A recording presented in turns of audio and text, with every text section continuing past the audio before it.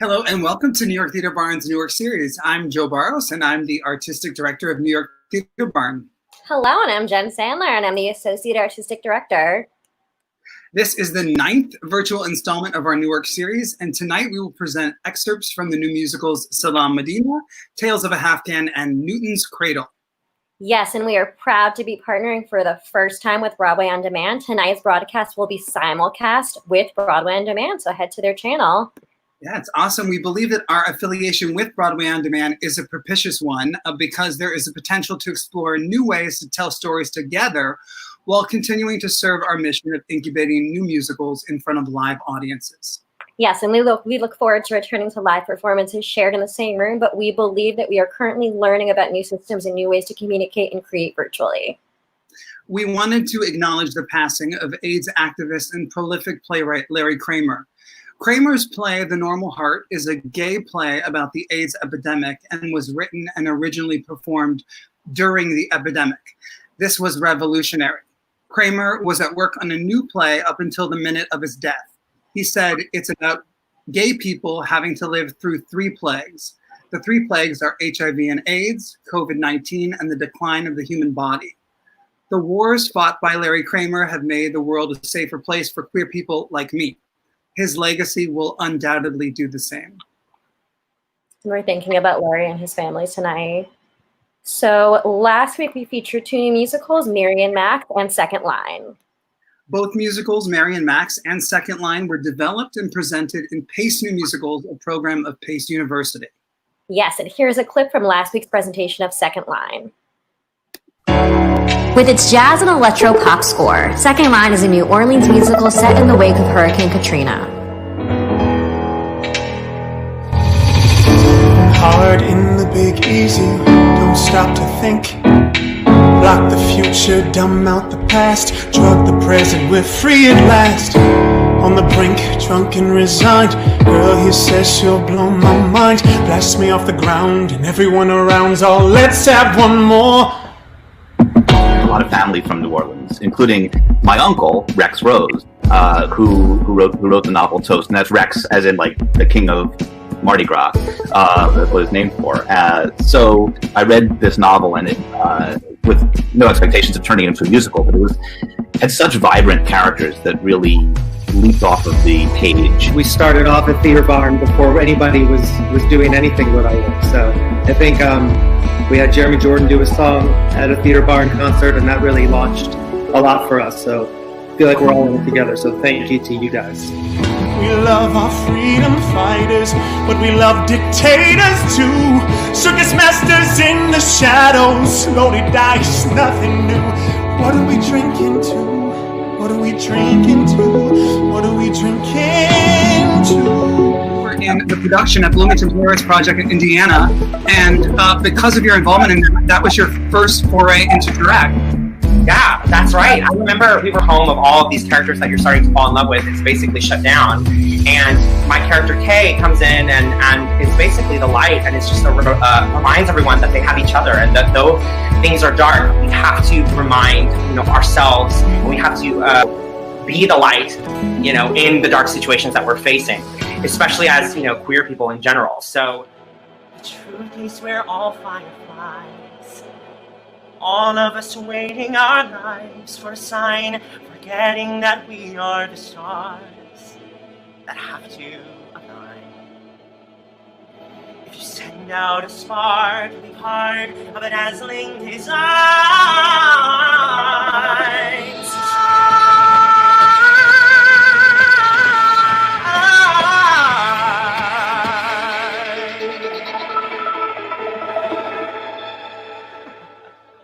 Light up the sky, bitch.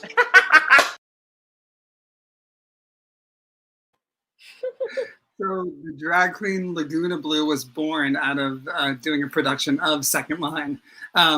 Here's a clip from last week's presentation of Mary and Max. Take a look. The story of 2 unlikely friends who were never meant to meet. Mary Daisy Dinkle. Her eyes were the color of muddy puddles, her birthmark the color of poo. Do you see it? Yeah, I do. Then we tell the story together. Mary Daisy Dinkle and Max Horowitz, walking separate pathways on two continents. He's in New York City, she Mount Waverly, which is in Australia. It's 1970. A friend of mine told me that I needed to watch the film. He said, Bobby, this is you. You must watch it.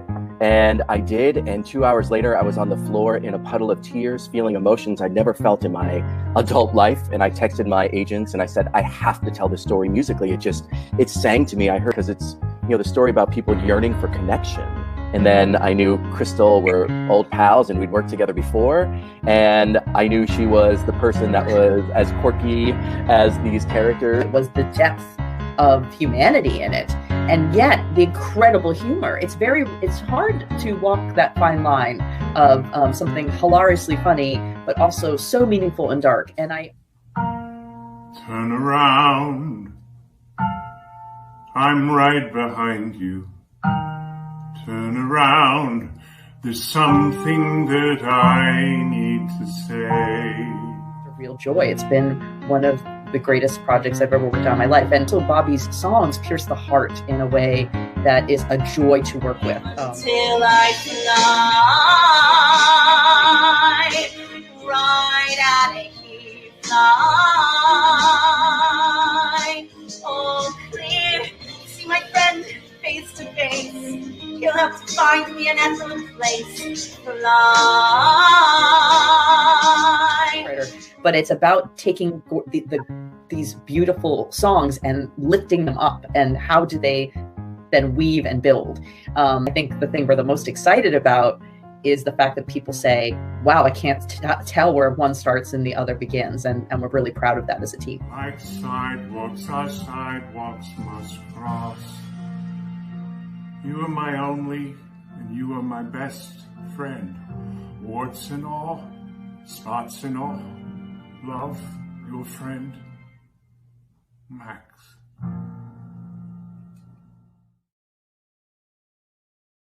I don't think I'm over Schuler's performance from last week yet. I don't know about you. Not a dry eye. It was Not beautiful. a dry eye. So we're going to keep presenting these live virtual installments of our programming for as long as we need to. Yeah, we are proud to keep original live theater alive during this unusual time. Here to tell us a little bit more about New York Theater Barn is the secretary of our board of directors, Adina Schechter. Hi, I'm Adina Schechter. I'm the secretary of New York Theater Barn's board of directors, and I've been on the board for 7 years. I learned about New York Theater Barn by accident when I saw a post on Facebook for a masterclass led by Barry Manilow that was being produced by New York Theater Barn. I had to have a ticket for that. It was a first-rate conversation where the legend and my childhood idol spoke about his career and his first love, the theater, and I got to meet him. I was mesmerized, so much so that I bid a lot of money, I mean a lot of money, on an item at the Manilow auction, which I ultimately lost. But it raised some money for the New York Theater Barn, and I was asked to join the board that day. I haven't looked back. I'm a music and theater lawyer by trade, and I'm happy to support this company with my expertise, experience, and passion for new musicals. We are a 501c3 not-for-profit organization, and because of it, your donation today is tax deductible. Please join me in making a gift today. Even $1 would be appreciated. I'm excited for you to see tonight's new musicals, Salaam Medina, Tales of a HALFGHAN, that's Salaam Medina, not Adina, and NEWTON'S CRADLE. Thank you for supporting live theater, and enjoy the show. Thank you, Adina. Thank you. Yeah. So our first musical tonight is Salaam Medina, not Adina, like she said, Tales of a HALFGHAN. Salaam Medina, Tales of a HALFGHAN follows HALFGHAN Medina Eska Danny, who confronts what it means to identify as a person of color, her Middle Eastern side, when she has spent her whole life trying to be white, her Italian side. Salaam Medina, Tales of a HALFGHAN is a zany vaudevillian fantasia of bi-ethnic identity exploration with musical styles ranging from vaudeville, folk, rap, pop, country to Middle Eastern group. Wow. Wow. And now joining us is the writer of Salaam Medina, Tales of a HALFGHAN, Rona Siddiqui. Yay. Oh, where am I? I'm like, which way do I go? Rona, thanks so much for being here. It's great to see you. Thanks for having me, Joe and Jen. Happy to be here. Of course. How has your quarantine been so far? You know, I I don't go out much. I live in Harlem, but I'm healthy and I have a good place to live and I have food, and so I'm doing great. That's all we need. Yeah. Awesome. Congrats to you and the team of A Strange Loop. You are a part of the legacy. This musical has won so many awards, and it's just incredible, including the Pulitzer Prize for Drama in 2020. And we're going to meet the choreographer of that piece later tonight. So congratulations. Thank you. Pretty surreal. Honestly, yeah. So this show we are talking about tonight, what inspired you to write Salaam Medina? Well, it all started when I was hanging out with my mentor, Kirsten Childs, and I was music directing her show, Bella and American Tall Tale. And we'd just be like driving around and I'd start telling her stories. And she'd be like, you really need to turn these stories into a musical. I was like, no, they're just normal stories. She's like, no, they're not normal stories. So she kind of just like got the wheels turning. Like every time I had an anecdote that kind of expressed what it's like to kind of live in this ambiguous, like I'm being told that I'm white from some people, and then I'm not being treated like I'm white from other people, and how that kind of messes with your head. And so I just started like bringing the anecdotes to life, and then started stringing all these stories together. And then, you know, suddenly I've got this kind of like theme that emerges about what it's like to live with this internal dissonance and to try and figure out how to resolve it. I love that Kirsten Childs was the one who told you to do that. I love her shows, Funked Up Fairy Tales, Yep. The Black Girl Sheds Her Chameleon Skin, and Miracle Brothers. Yes, Kirsten is incredible. And I just feel like our tones are so similar. And so I think I always kind of like, I don't know, we write kind of with the same kind of humor, I think. Awesome. Well, we can't wait to hear your first song. Can you tell us a little bit about that? Okay, yeah. So it's called Traveling While Brown. So that kind of tells you mostly what it's about. I will tell you that every story that you hear within this song is a true story based on something that happened to somebody I know. So here's what you need to know. There's 4 people performing this, and they are a family unit. So the mother is played by Angel Desai. The father is played by Jonathan Raviv. The sister is played by Sheraz Elataha, and the brother is played by Jaimin Nandakumar. And the father is Afghan, and the mother is Italian. You also should know that the father raises pigeons. That's a thing. You should also know that my actors, of course, didn't get to rehearse together, so it's amazing what they did. And that my great friend Aaron Kistner is the one that video edited this. It's pretty cool. Thank you, Eric. Here we go. Hey, you know what time it is. Pack your bags and wear your red, white, and blue. Cause we're going to the airport, baby. And if you're brown, you might not get through. At the airport, love for the TSA. Highly trained defenders of the USA.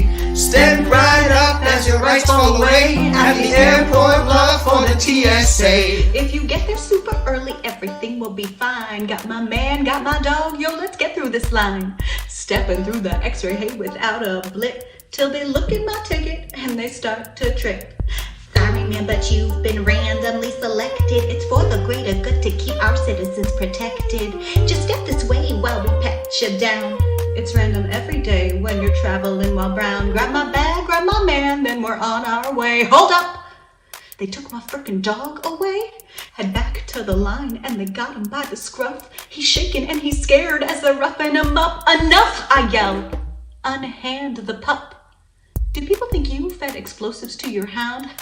They do, if you're traveling while brown. At the airport, love for the TSA.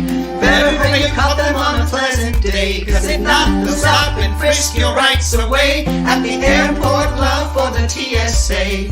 Heading out to Phoenix for to see my love. My beard game is on point, new diesels fit like a glove. I'll snug in my seat as we're ready to fly. When 2 dudes board with guns and one says, that guy. I look right and left for who the criminal might be.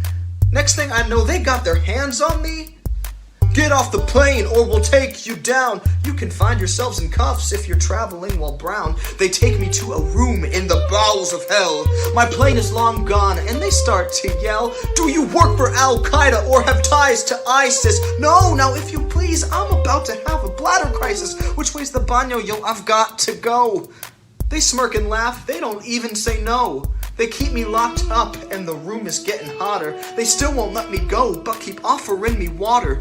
4 hours, 5 hours, dealing with these weasels. When finally I let go and feel the warmth run down my diesels. Is torturing citizens how this country gets down? It is, if you're traveling while brown. Don't need to think about rights when you got them. So what if a couple of us take the fall to make us all feel safe? The government puts on a show, we applaud them. We're profiled by scourges, tapped into basest urges to create a we and they to keep imaginary wolves at bay. When the leaders of that pack are surely not who they say. Here there's only one group whose misdeeds are forgiven, who are not judged on the color of their skin. Here there's only one group who is the very most human, who are not judged by the color of their skin. Who deserve what's just and fair, everybody else beware. At the airport, love for the TSA. At the airport, love for the TSA. We're heading out of Denver, it's late November. We're stuffed from an epic Thanksgiving to remember. I'm thinking life is good when you're the patriarch. Then this idiot agent makes his usual remark. Sir, you're gonna have to step out of the line.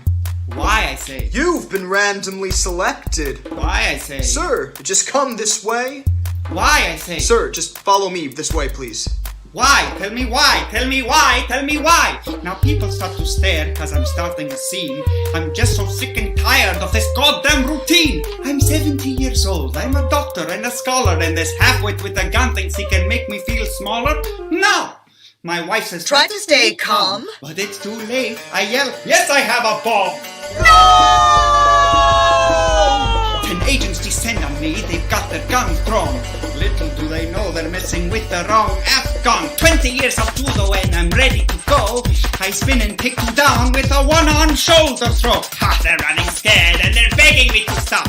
I do a flying scissors and another one drops. Ha, Dad. Ha, these fools are no match for me. Dad. Ha, and a ha, what? That's not exactly how it happened. Shall I take it from here? I cried out, that's my husband, and I shed a white tear. I begged and I pleaded that my husband didn't mean it. My performance was enthralling. Oh, you really should have seen it. After a while, we were on our way. Just one more example of how Mom saves the day. When it comes to saving face, you know I take the crown. Just another day of traveling with someone who's traveling while brown. Try traveling with someone who's traveling while brown. At the airport, love for the TSA. I think my version of the story is better. At the airport, love for the TSA. The only thing I've seen you throw with one arm is a sack of pigeon food. At the airport, love for the TSA. But at least my pigeons respect me. Oh my god, here we go. At the airport, love for the TSA. Listen, just everybody, please don't make her in. They're gonna detain us again. Okay, just calm down. Escandani's out.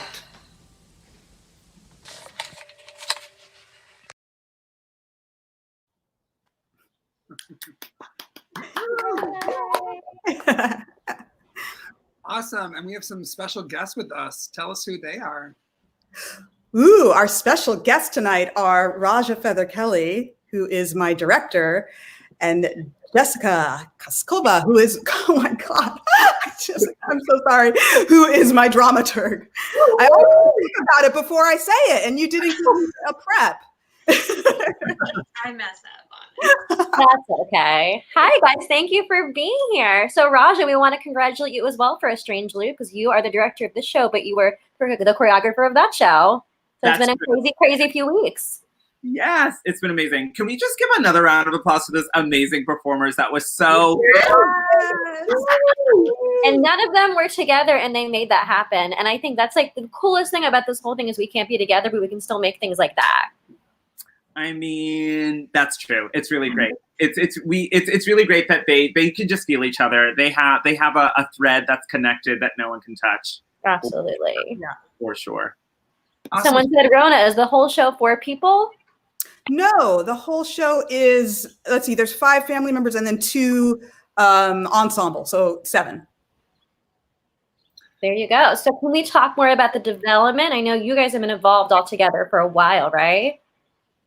Yeah, well, Rona and I met at a strange loop, and it was very clear off the bat that Rona and I were perfectionists. We love craft. We really hit it off. We just wanted to make everything the best. And it was exciting, I think, when we both learned that though we were in that room as sort of secondary and tertiary artists, that we are as primary artists in other ways. And so Rona invited me to be a part of Salaam Medina, and it has been just. I think he froze. Over a year longer, because I've been stuck in a room for 5 years. Am I frozen? You froze for a sec. Yeah. You're all good now, though. Oh, okay. Yeah. And so we get together, Jessica, Rona, and I, and we had worked through a new version of it, like on paper, just the 3 of us, like at our houses, cafes, I think at CVA, and then we did a workshop. Like maybe a week or so, we did a workshop, and that was at Playwrights Horizons, and we did a showing, and that was really exciting. We got to sort of put the work in a new container, like a new sort of frame of storytelling, which we were super excited about. And now Jessica and Rona and I, we meet weekly. We have like a weekly pocket of time where we meet, and we're still developing and playing with how we're gonna pull this amazing show out of a hat. It's been an incredible development process. And Jessica, how did you get involved? I know you're a woman of many talents. We had you on last month with Preston Allen for your show Agent 353. So you write, you dramaturg, what else? You sing? Well, I actually met Rona a couple years ago through a project called Letters to the President, and I only knew Rona as a composer, so I didn't know that she had a whole double life in music directing as well. And so I sort of knew that Rona could tackle anything, and it's especially fun to work on this piece with her because you really can see the full breadth of what she's capable of in genre and style and humor. And it's like one second you're laughing, the next second you just get socked in the gut by what she's written. So it's a real tour de force score. And I love how exciting this show is. I mean, this woman who I don't know, who we have the same last name, said this before, and I think it's true. You don't realize how special your story is until someone else is telling it. It's totally true. Yeah. I was like, this is normal. Like, no. Mom is right. What's exciting though is, Rona, what I've learned is Rona is really, really knowledgeable, excited by, like determined to tell this story in a way that is so unique to the experiences that she's had, to the experience that she's having in this development process. And her dedication to that kind of craft is just, and the knowledge that she comes with is also pretty incredible. It's an honor for sure. Tina DeVeron, who is an amazing writer, just said hello as well. I just want to say hi to her. Hi, Tina. Hey, Tina. Awesome. Well, let's hear about the second song that we're gonna hear from the show. Okay. The next song is called When a Pigeon Flies. So back to that pigeon theme. This is the song that the father sings. So Jonathan Raviv will perform this song. And I really wanted to address the immigrant experience. And I know it's been on everybody's minds a lot lately. And we think about it in a very external way at what's happening. But I also wanted to talk about what happens internally. And I think about the fact that my dad left his homeland and made a new life here, had children. His children have no connection really to the place that he grew up, and how hard that must have been for him. Because we've never really been able to go there. It's Afghanistan. It's not exactly like a safe and jaunty trip, So, hopefully someday, but that's kind of the story behind this song.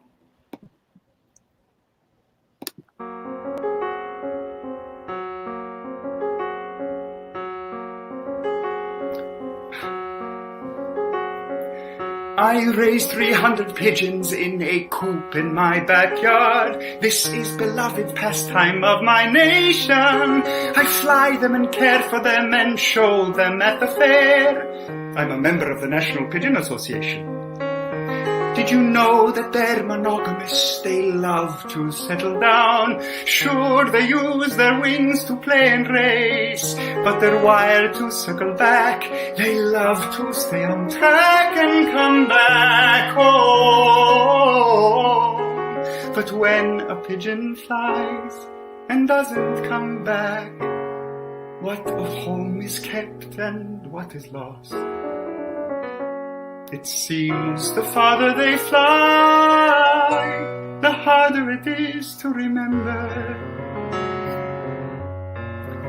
Some pigeons love to tumble, they do tricks up in the air, and some can even roll right on the ground.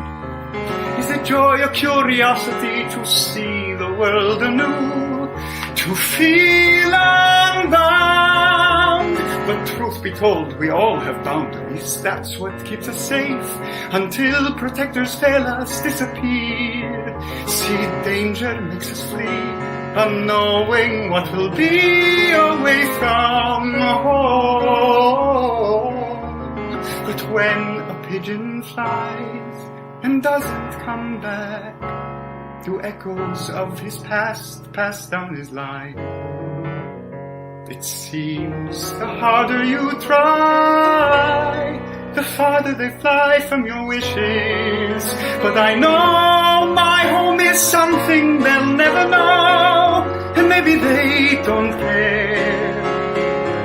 'Cause to them there was never a there, at least a there that was theirs. My kids don't like the pigeons, they hate the dirty coop. How birth and death and shit are on display. When I see life, they see nuisance. My passion makes them cringe, but that's okay. Perhaps I gave them something more precious. Choice. For the things they'll never know, I am so happy. For the things they'll never know, I am so sad. For in the things they'll never know is where my heart is. But I suppose that's how it goes when a pigeon flies and doesn't come back.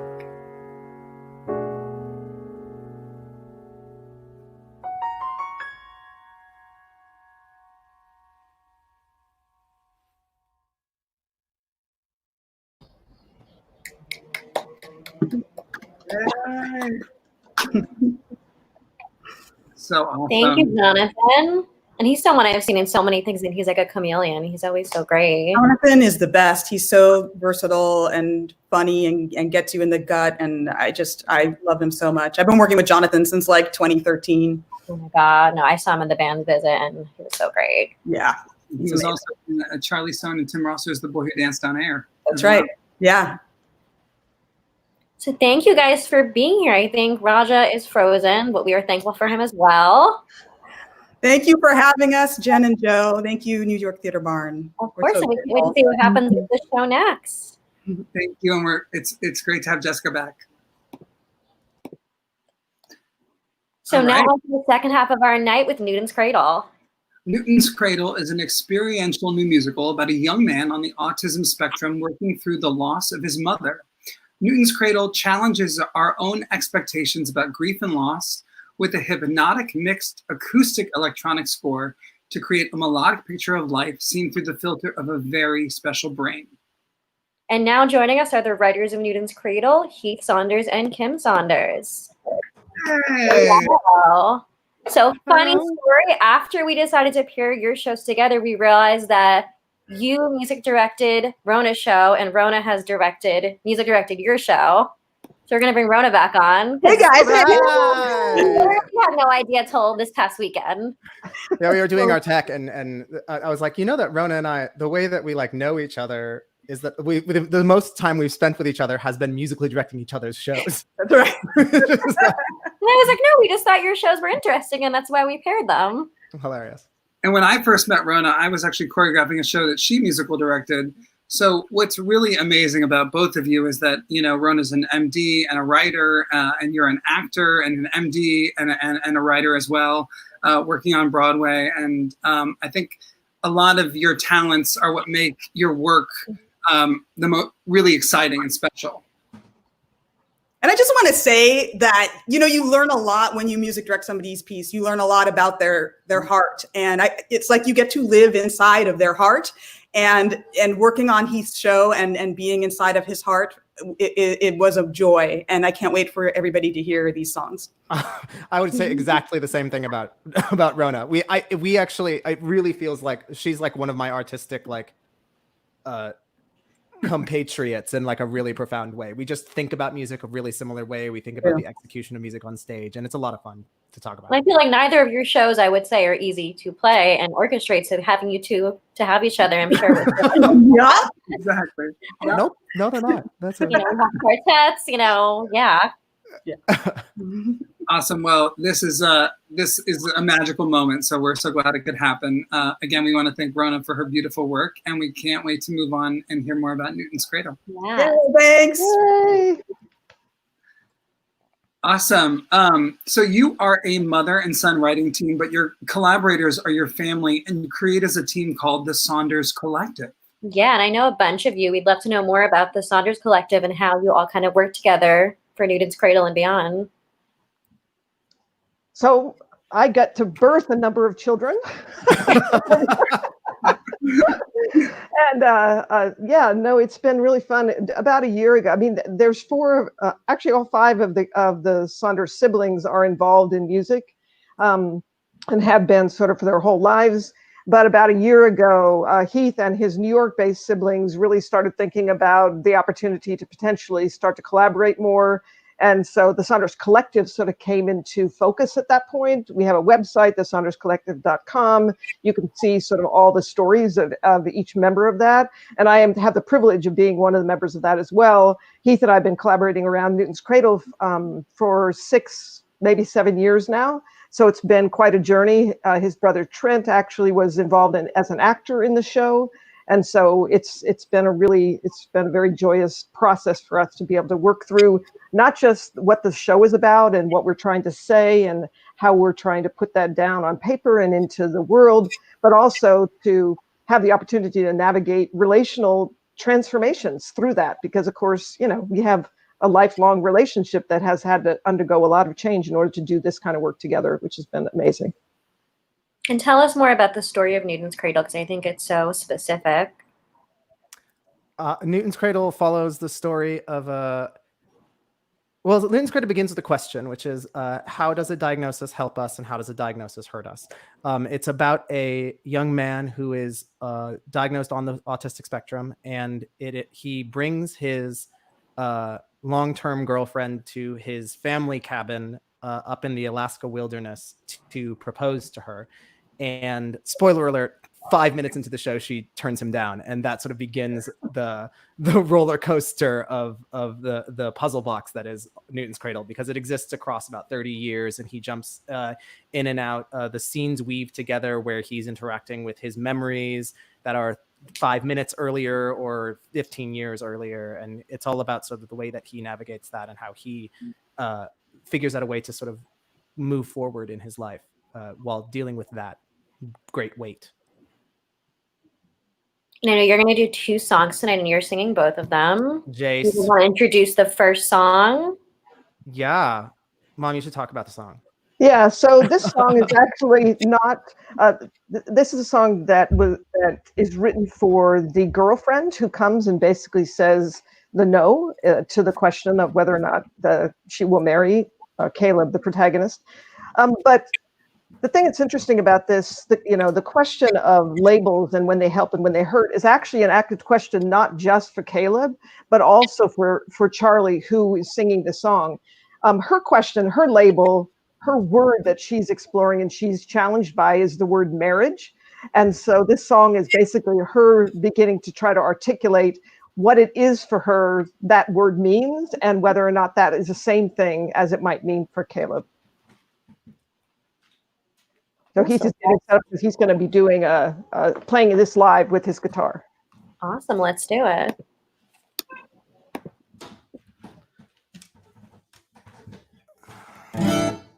All right, here we go.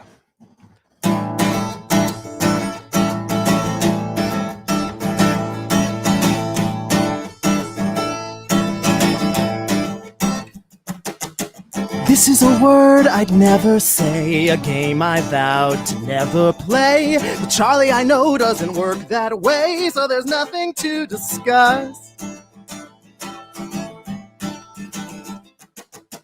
This is a film I'd never see, the lamest slope I'd never ski. And Charlie will go down in history without getting on that bus. And there's nothing to discuss. Nobody mentioned the mountain. Nobody spoke of the reckoning. Nobody told you the biggest thing, that it's everything you see. Why even mention the mountain? And then you remember a mountain wouldn't mention me.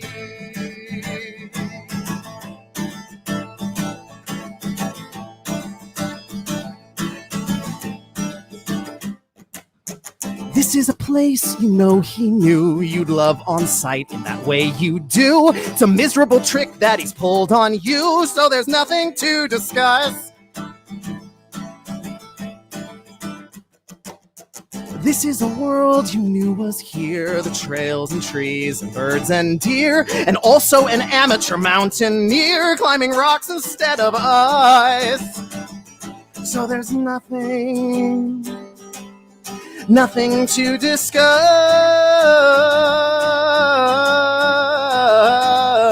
but ice. And nobody mentioned the mountain. Nobody said, here's your cabin mate. Nobody thought to say, Charlie, wait, this will dominate the view. Why even mention the mountain? You gotta accept that the mountain doesn't think of you.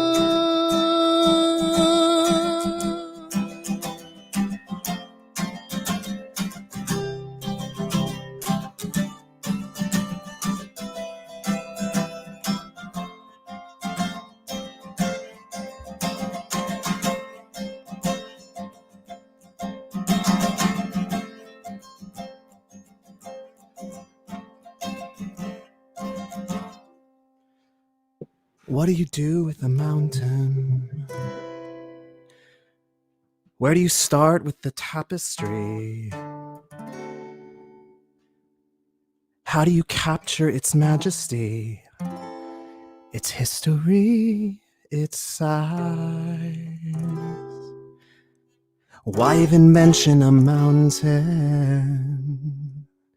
You have to look at a mountain with your own two eyes.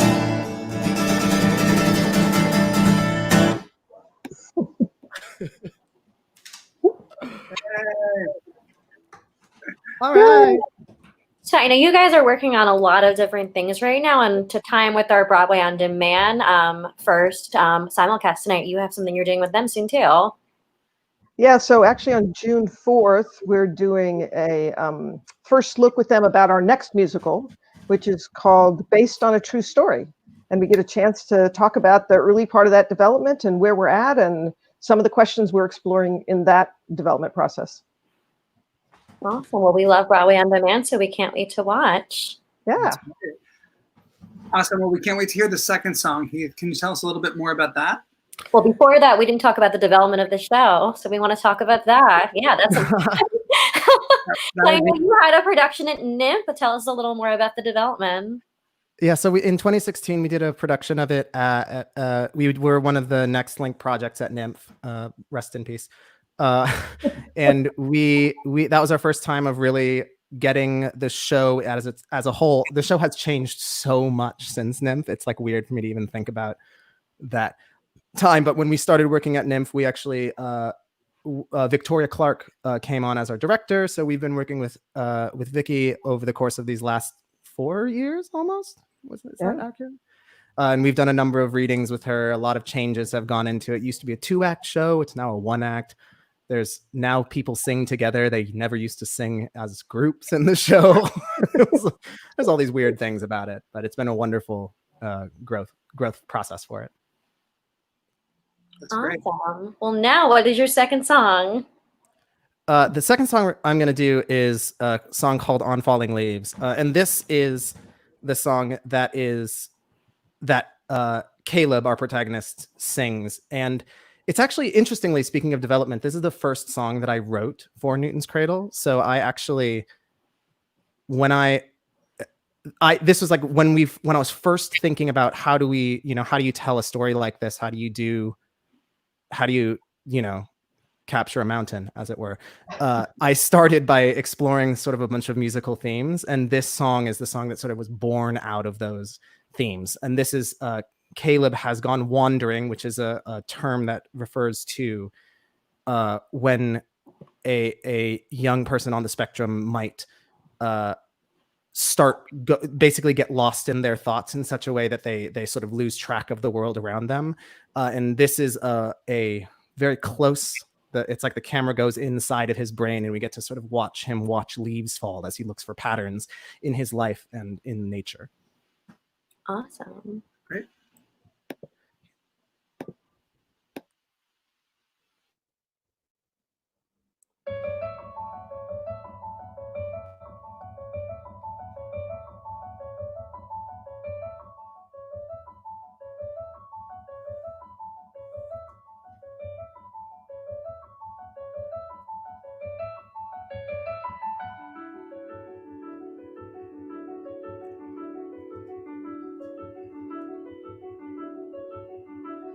Look at the way the leaves behave, seemingly random, each of them their own.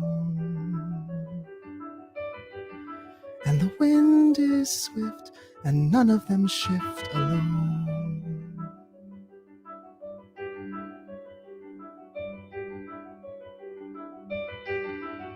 Look at the way the leaves behave, moving in time and moving in the air. There's a pattern there. There's an order I see. If it isn't there, then it isn't there for anyone. And it won't be there for me.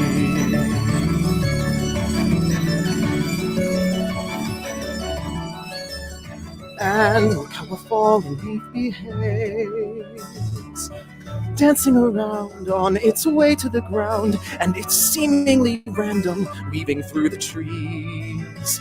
And it's foolish, but I'm wondering what he sees. And look how a lying leaf behaves, sending ripples beyond from a point in the pond, rings expanding in tandem, structured, unaware. There's a pattern there. There's an order I see in the water where there are trees, in air, in anyone. But does anyone mean me? Oh, oh, oh,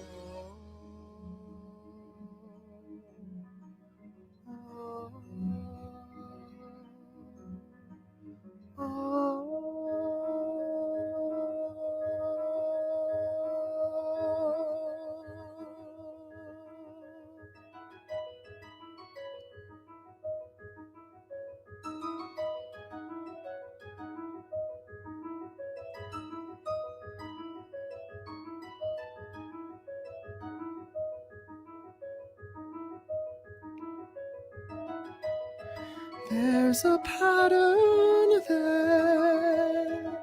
There's an order I see. If it isn't there, then it isn't there.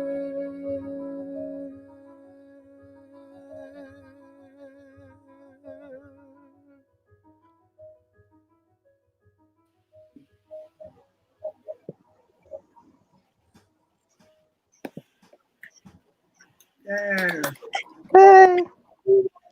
So if that was one of the first songs that you wrote, where was the first song that you performed in the show's developmental history? Where was the first? Well, the first time that we performed the show at all, we did a 20-minute cut of actually the very beginning of the show at Musical Theater Factory. Yeah. Awesome. I guess what I meant was, when did you write the first song that you just performed? Where did I write Charlie in the Mountain? Right. Yeah. So Charlie in the Mountain is actually the latest song. That's the most fresh song in the show. So that was written about a year and a half, 2 years ago. Yeah, I think that was a great source of contention for us because Charlie used to not really sing in the show until quite late in the show, and she had a monologue. She actually came on stage and did a monologue, and people had this whole shtick about having people do monologues in theater, and we were like, no, it's a monologue, and people were like, it's a song, write the song. And I was like, I'm not gonna write the song. I thought it might be a newer song because your lighting designer from NIMT, Zach Blaine, just texted me that he goes, I think this is a new song. Indeed it is. Hi, Zach. Good job, Zach. Yeah, Zach. Awesome. Well, that was so beautiful, Heath. And the show sounds really, really interesting. Amy Schott, who's out in LA, wrote, we just saw a little message from her that said this is the best show she's ever seen at NIMT. Oh, thank you. And she said it's the best show at its place. Oh, that's very sweet. Yay, amazing. Awesome. Well, thank you so much. We can't wait to see what happens at this show next after we're not quarantined anymore.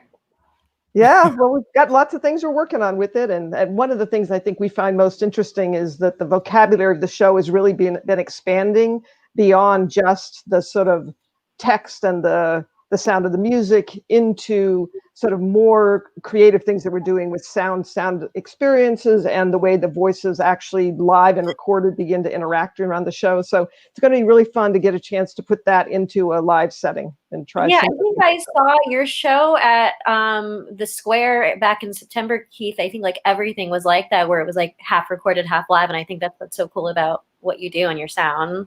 Yeah, I'm very much obsessed with the idea of how electronic instruments can do things that humans can't. So player pianos are the most interesting thing I've ever heard in my life. I'm fascinated by them. You have this side of you where you're on stage, and then you have this really, really cool, innovative side when you're off. And I want more people to see it. No, thank you. Yeah. Well, thanks for having us on. It's been a pleasure. Of course. And we'll see you next one. Awesome. Thank you so much. Thank you, Kim. Bye, Joe. Bye, Jen. So we wanted to give a huge thank you to Katie Kearns for her social media wizardry and for putting her heart and soul into telling stories with us each week. Yes, thank you, Katie. And we want to thank Hector Flores Jr. for his incredible vision and work in editing all of our video footage week after week. It is not an easy job. And we also want to congratulate Hector and his group, The Collective. They released an EP called Up All Night this week, just like the One Direction album, available on iTunes and all streaming platforms. Thank you, Hector, and congratulations. And thanks so much to board member and friend Adina Schechter for her kind words and warm spirit tonight. Thank you, Adina. Well, that's our show for tonight. That's our One Direction show for tonight. Join us next week for a special edition of our New Work series where we will showcase musical theater writers under 20. Yes, you heard that right. Under 20. On Wednesday, June 3rd, 2020, we will present material from 4 new musical theater writers under 20 and performed by Broadway performers. The writers include Abigail Greenwood, Danny Feldman, Elise Mara, and Joshua Turchin, who will both have albums of their new musicals released from Broadway Records over the next 2 months. In fact, Elise Mara's musical Frankie, featured in our New Work series last month, will be released on Broadway Records this Friday. Check it out. The future is Frankie. Yes, congratulations, Elise. And you don't want to miss these new shows. Thank you for tuning in tonight, and thank you for supporting live theater. Jen and I look forward to seeing you next week. Thank you and good night. Good night.